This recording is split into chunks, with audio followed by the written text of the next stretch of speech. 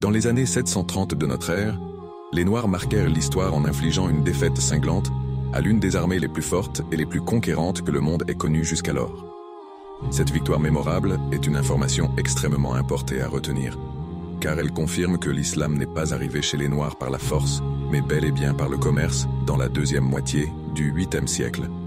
En effet, ces derniers ont repoussé avec véhémence cette énième tentative d'incursion arabe.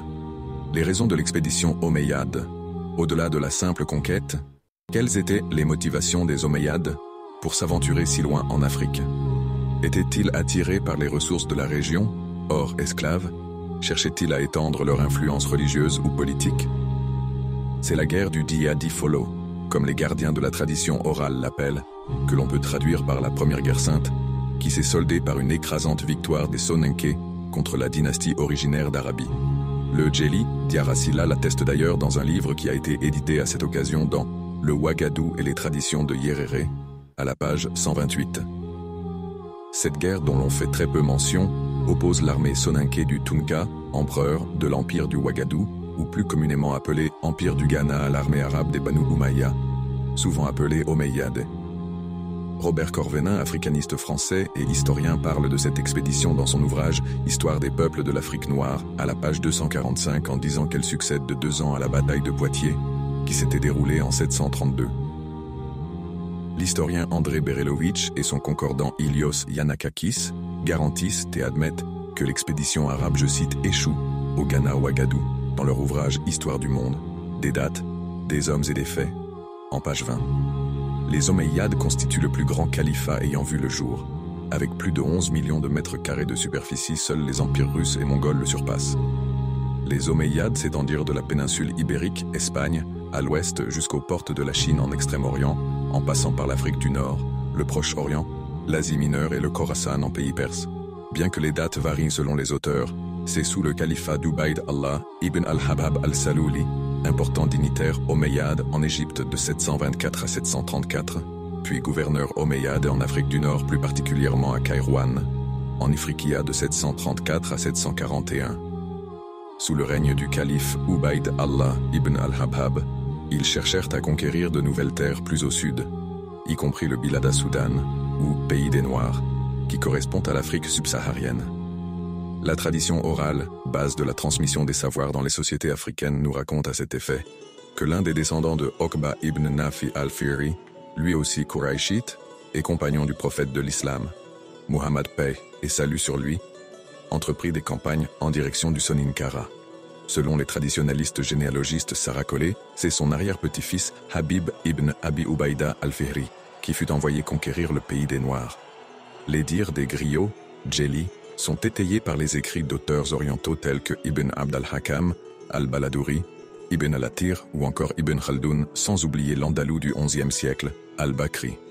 Si Ibn Abd al-Hakam, dans son livre Futuh Mishr wal-Maghrib wal-Andalus, traduit par la conquête de l'Égypte et de l'Afrique du Nord et d'Al-Andalus, al-Baladouri dans son Futuhul Buldan ou le livre des conquêtes musulmanes, sont unanimes pour dire que ce fut la région du Souss al-Aqsa, fut vaincue par les Omeyyades, et non ce qui se situe au-delà.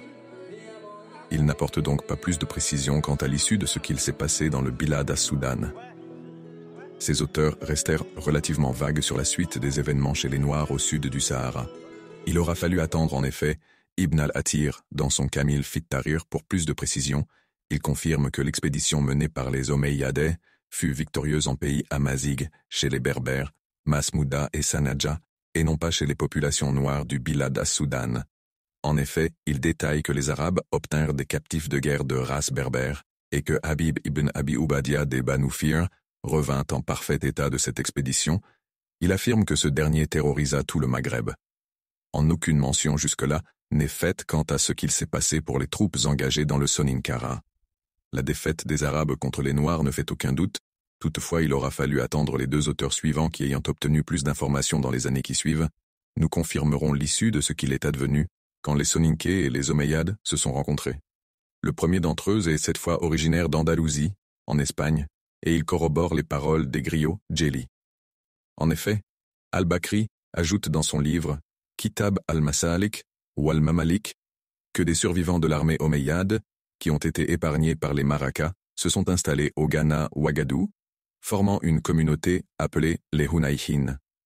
La postérité des Omeyyades, rescapés que l'on appelle Al-Hunayhin, ont toutefois adopté les coutumes de la région tout en conservant leur identité, sous la bienveillance des autorités du Tunka. Le second auteur, le très célèbre Ibn Khaldoun, a quant à lui confirmé, comme l'avait déclaré quelques siècles auparavant son homologue, Ibn Abi al-Athir, que les perdants de cette expédition furent les Berbères Sanhaja, de la faction des Massoufa, et non pas les Noirs se trouvant plus au sud. Il nous dira juste après, toujours dans son œuvre phare La Muqaddima, que lorsque les Arabes des conquêtes pénétrèrent en Afrique de l'Ouest, ils ne trouvèrent guère de rois plus puissants que les Tunka du Ghana, dont je cite « Les États s'étendent à l'ouest jusqu'à l'océan ». Cette bataille, bien que peu mentionnée dans les sources occidentales et orientales traditionnelles, témoigne de la puissance des Noirs de l'empire du Ouagadou et de leur capacité à défendre son territoire face à une entité puissante à cheval sur 3 continents. Elle souligne également l'importance des sources orales africaines pour reconstituer l'histoire de cette période. Les Soninké, aujourd'hui tous islamisés, ont adopté l'islam au cours de ce même siècle, à force d'interactions commerciales avec les Berbères zénètes présents provenant de l'émirat ayant vu le jour au 8e siècle dans la région de Tahart, devenue Tiaret aujourd'hui, à l'ère des Rostémides, comme en témoigne par exemple l'article de Margery Hill, de la très sérieuse et prestigieuse université de Stanford, en Californie. L'islam fit son apparition en Afrique noire de manière pacifique par le commerce dans la seconde moitié des années 700, soit 3 siècles avant l'avènement des Almoravides. En conclusion, la guerre du Dihadi Follow est un événement majeur qui mérite d'être davantage étudié et mis en valeur. Elle nous rappelle l'importance de décoloniser les récits historiques et de donner une voix au peuple noir, souvent marginalisé dans les grands récits historiques.